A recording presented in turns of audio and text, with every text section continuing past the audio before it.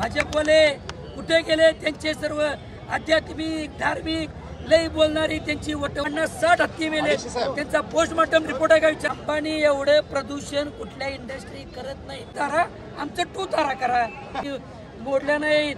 पण या केंद्र सरकार आणि या राज्य सरकारचा या पाळलेला हत्ती अंबानीनं मोडलाय. 100 एकर जागा देतो, कुत्र्यांचं श्वानगृह कर बनव.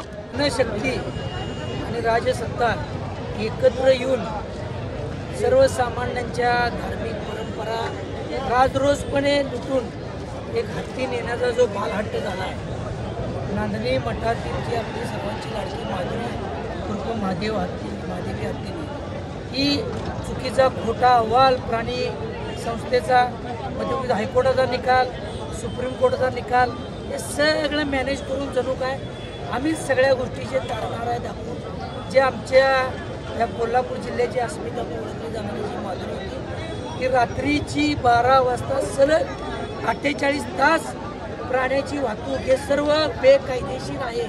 हे केलेलं आहे उघडपणे. आणि याला मग केंद्र सरकार राज्य सरकार हो कोण या देशात वाली आहे का नाही? म्हणून ही जनता माजी खासदार राजू शेट्टींच्या आव्हानाला जात पंथ सर्व पक्ष तट्टा सगळं विसरून जनता रस्त्यावर आलेला आहे.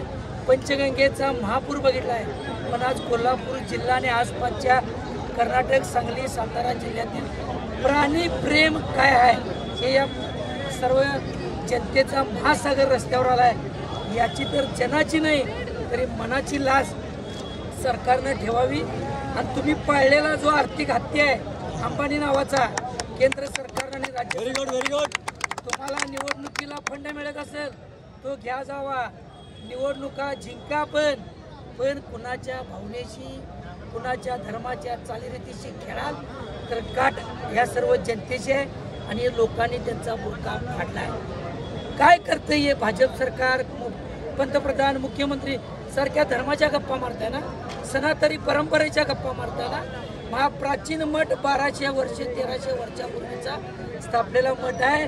मुघल येऊन गेले, इंग्रज येऊन गेले, सगळे साम्राज्य येऊन गेले तरी या मठाच्या परंपरा कुणी मोडल्या नाहीत. पण या केंद्र सरकार आणि या राज्य सरकारचा या पाळलेला हत्ती अंबानीनं मोडलाय. हे या केंद्र सरकार आणि राज्य सरकार आता का हस्तक्षेप करणार? आता का कायदा करणार? आता कुठली प्राणी संघटना आली? या राजरोसपणे कुत्री चावून माणसं मारल्यात, रेबीज व्हायलाय. लय अंबानींना शौक आहे. तर आमच्या जिल्ह्यात 100 एकर जागा देतो, कुत्र्यांचं श्वानगृह कर बनव. गोरगरीब अनाथ माणसं रस्त्याला भीक मागायल्यात, अपंग आहेत, दिव्यांग आहेत, त्या बाबतीत समाजकार्य कर. 100 एकर जागा द्या मोदीजी, फडणवीसजी. आणि सगळं गुजरातलाच काय विषय हार्ड आहे म्हणून सांगतो. मूळ यातलं कारण अंबानी एवढं प्रदूषण कुठल्या इंडस्ट्री करत नाहीत. जागतिक बँकेचं कर्ज घ्यायचं झालं, कार्बन क्रेडिट नावाचा विषय तुम्ही अभयारण्य उभा केलेले दाखवा लागतात, तुम्ही झाडं लावलेली दाखवा लागतात, तुम्ही प्राणी सांभाळले असं दाखवा लागतात. आणि मग हे प्राणी मित्र नावाचा पेटाचं हे प्यादे यांनी सांभाळले, यांनी सोडायचं. आज नांदी मठात जावा, उद्या कुठं तासगावमध्ये जावा, उद्या कुठं शेडबाळला जावा, नंतर कुठं हैदराबादला जावा आणि कुठं बेंगलोरला जावा. ठिकठिकाणी जावा आणि अर्ज करा, अहवाल करा आणि आम्ही हायकोर्टात घालतो. आणि हे प्राणी आम्ही अभयारण्यात घालतो. फुकट माधुरी नेली, माधुरीला पुढे मुलं धावणार, सगळा प्रशिक्षित हत्ती आहे. अरे हा हिंमत अंजना विकट जगातनं हे कार्बन क्रेडिटचं जागतिक बँकेचं अनुदान मिळवायला हे सगळा अंबानीचा खेळ आहे. पैशातनं पैसा, पैशातनं सत्ता आणि सत्तेतनं असलं ही माजलेली ही धरत आणखी उभा करायचं. त्याचं फळ आम्ही कोल्हापूरकर भोगायला. हे शाहू महाराजांचा जिल्हा आहे. अंबानीनं वेळी शानं व्हावं. अंबानी तुम्ही मोठे उद्योगपती व्हा, जगातले पहिल्या 10 नंबरमध्ये असाल. पण आज तुमच्यासारखा भिकारी आम्ही बघितला. तुम्हाला जनभावनांच्या भावना तोडून धार्मिक परंपरा, ऐतिहासिक प्राचीन परंपरा आहे. आमचे भट्टारक महाराज रडले, हे तुम्हाला भोगायला लागणार. निरपेक्ष सात्विक व्यक्तिमत्व आहे. भाजपवाले कुठे गेले? त्यांचे सर्व आध्यात्मिक धार्मिक लई बोलणारी त्यांची वटवागळं बांडगुळे टीव बोलतात. अरे महाराज रडले, जनता रडल्या, ती हत्ती रडली, तरी तुम्हाला काय कळना.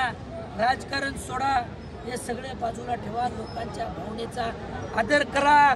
लोकसभेचं अधिवेशन चालू आहे, राज्यसभा चालू आहे, खास कायदा करा. ज्या ठिकाणी प्राचीन परंपरेचे जे प्राणी सांभाळले जातात त्यांचा स्वतःहून अर्ज आला, आम्ही सांभाळायला सक्षम नाही, तर विचार करा ना. एखादा प्राणी जखमी आहे, एखादा बेवारस पडलाय, त्याची निगा होत नाही, सगळी निगा काय देशात अंबानीच करू शकतोय का? हो मोदीजी, फडणवीसजी, आमच्या महाराष्ट्रात त्या नांदणीची शेकडो एकर जागा आहे, आमच्याकडे एखादं 1 ताराचं सेंटर करा की, ते 1 तारा आमचं 2 तारा करा. तुम्हाला गुजरातचीच का आवड आहे? जामनगरची इंडस्ट्रीमधनं जे प्रदूषण बाहेर काढते त्याचं कार्बन क्रेडिटचं व्यवस्था करण्यासाठी 3000 एकर जागा तुम्ही दिला, हजारो एकर जागा, आणि तिथे एवढे वन्यजीव प्राण्यांनी फुकट नेलेत. तस्करी चालते. आतापर्यंत त्यांनी एवढे हत्ती नेले, विषय हार्टमध्ये सांगतो 50-60 हत्ती मेले. त्यांचा पोस्टमॉर्टम रिपोर्ट आहे का विचारा.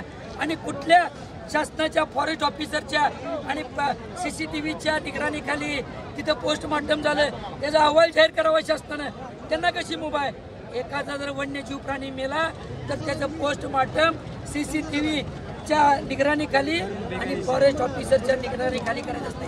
या 1 तारामध्ये एवढे प्राणी मेले या गेल्या 2-4 वर्षात, तिथं पोस्टमॉर्टम झालं. एवढं सगळं कायद्याचं त्यांना अभय कशासाठी? त्यांचं कार्य, त्यांच्या व्यवस्था, अहो सगळंच त्यांना दिलायचा. आम्हाला जरी दिलं आम्ही पण करेन की. आमच्या काय कोल्हापुरात अंबानी तुमचं असेल, आमच्या इथे म्हणून मराठी उद्योगपती लय आहेत महाराष्ट्रात, आणि महाराष्ट्रात सगळ्यात जास्त GST देते. आमच्या करावर या देशाचा कारभार चालू आहे, आणि आमचेच प्राणी नेत्यात. हा महाराष्ट्राचा अपमान झाला आहे, हा सगळ्या जनतेचा अपमान झाला आहे. देशभर काय गेले की आम्ही प्राणी सांभाळू शकत नाही, आम्ही हत्ती सांभाळू शकत नाही. मोदी साहेब, फडणवीस साहेब, तुम्ही सांगितलं तर आम्ही कोल्हापूर जिल्हा शाहू महाराजांच्या परंपरेचा जिल्हा आहे, आम्ही अंबानीला पण सांभाळून घेऊ. एवढा जिल्हा सुजलाम सुफलाम आहे. म्हणून जिओ बायकॉट, रिलायन्सचे सगळे प्रॉडक्टवर महात्मा गांधी आम्हाला सांगून गेले, जर धनशक्ती, राज्यशक्ती सगळे एकत्र आली तर एकच अस्त्र, असहकार, आंदोलन, अहिंसा ही तत्व बाळगून आम्ही आज सगळे बाहेर पडलोय.